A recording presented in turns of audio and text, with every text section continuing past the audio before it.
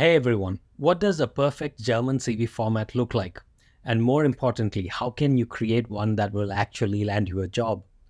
Now, first, let me ask you this. Do you know the top critical mistakes that's causing 90% of Indian CVs to be rejected before they even reach a human recruiter in Germany? If your CV looks like any of these examples, then sadly, these may not work in the German job market.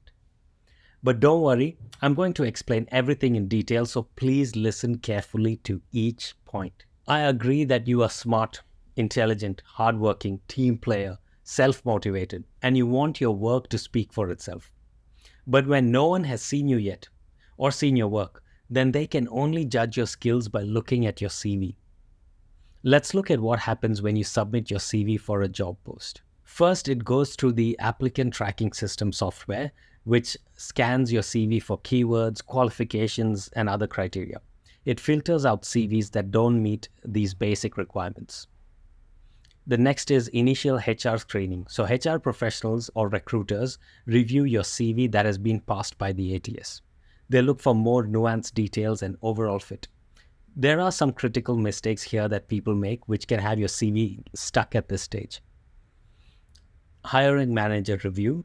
The qualified CVs are then sent to the hiring manager or department head of the company that you've applied to. A German manager can only judge your capabilities through this piece of paper. Remember that. They assess technical qualifications at this stage and potential team fit. Then the hiring manager shortlists and selects top candidates for interviews. Remember, your CV doesn't just represent you. It represents all of us Indians applying for jobs in Germany. So let's make sure it stands out for all the right reasons. Let's break down the layout and format, and I'll reveal that critical mistake I mentioned earlier, plus everything else you need to know. Margins. Give your CV some breathing room. Use decent margins on all four sides. This isn't just about looks. It makes your CV easier to read and shows attention to detail. Sections. Organize your CV into clear sections. We'll talk about what these sections are in a while, but for now, remember, consistency is key. Keep the same margin between each section. Alignment. Keep text alignment consistent so that you have one or two or three alignment points. For most CVs, you will need 1 or 2 pages at the most. In Germany, it's acceptable to have a slightly longer CV than in some other countries. Fonts. Stick to Arial, Calibri, or Helvetica. Avoid fancy or decorative fonts. And for font size, you can use 12 for the text and 16 for headers.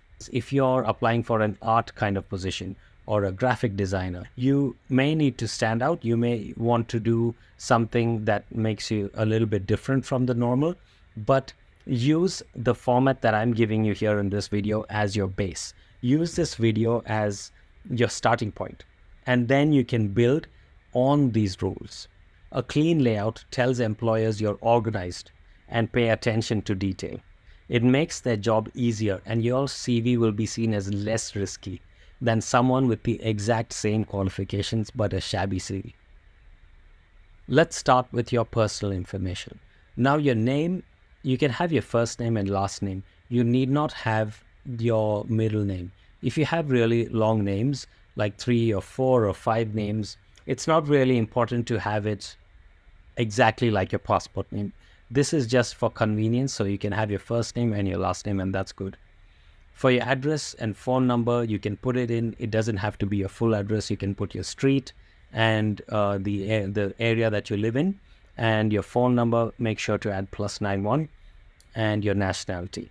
Now, as soon as you reach Germany and you have a new address and phone, you can change it and make sure to write your German address and phone number so that the recruiters know that you are now in Germany. And for your nationality, once you're in Germany, you will be there on a visa, so you can put that visa name in brackets. Now, let's go to the photo. If you have a professional looking photo, which is something like here in the example that I put, then it is good, really good, and you must put it.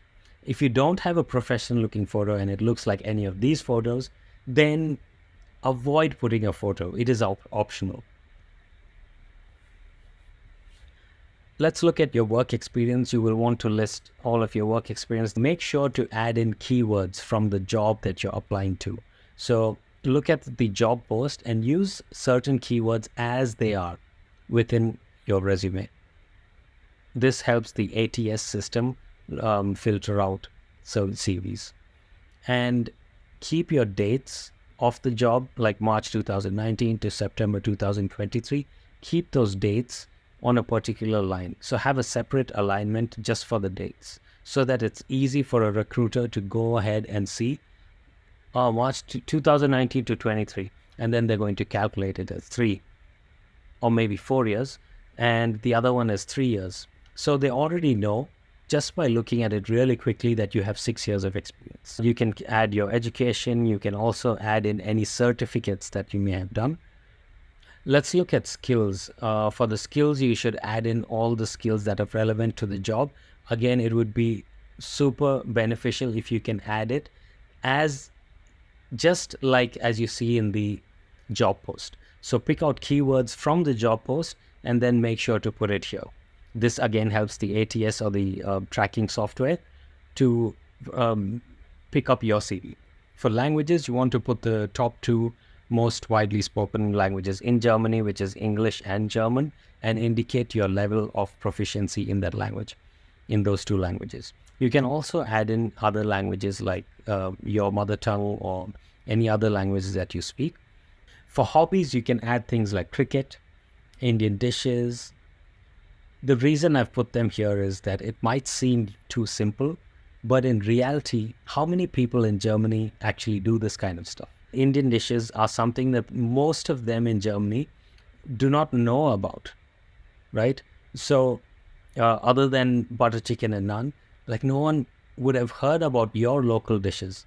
So I think these things, these hobbies that you put in here, it doesn't have to be something that is globally known. It can be something that is very locally known, and it is something very personal to you. That is what will make you as an individual stand out here. And then you can also put in today's date and make sure to sign your CV. And finally, make sure that you proofread your CV twice or thrice. Carefully proofread your CV to ensure that there are 0 spelling or grammatical errors. This is another critical mistake that most CVs make. If there are spelling mistakes, if something is out of alignment, if there are different font sizes, it just shows that you do not have attention to detail. And remember, the recruiter or the manager hasn't seen you at this point. So they can only judge you by what you present on your CV, no matter how intelligent or smart you are. Remember, your CV goes through multiple rounds and through different people of different nationalities, even before they've had the chance to talk to you or even email you. So remember to keep your CV neat, tidy, and sharp. I've created the CV in a Word document format and linked it in the description below. So you can just copy the document and rewrite on it. Good luck with your CV and see you in the next video.